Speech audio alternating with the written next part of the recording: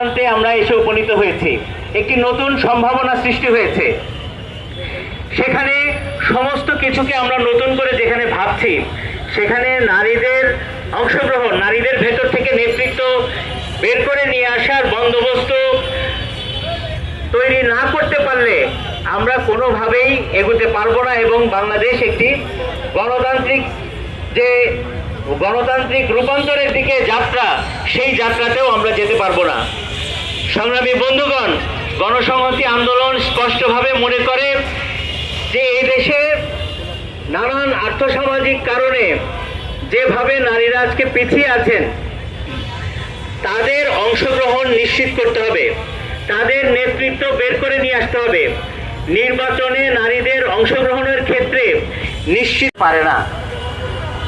এই জুলাই অভ্যুত্থানের ভেতর দিয়ে অসংখ্য প্রাণের বিনিময়ে অসংখ্য ত্যাগের নেতৃত্ব আসবে না। সুতরাং নারীর অংশগ্রহণ নিশ্চিত করতে হলে সংসদে নারীর অংশগ্রহণ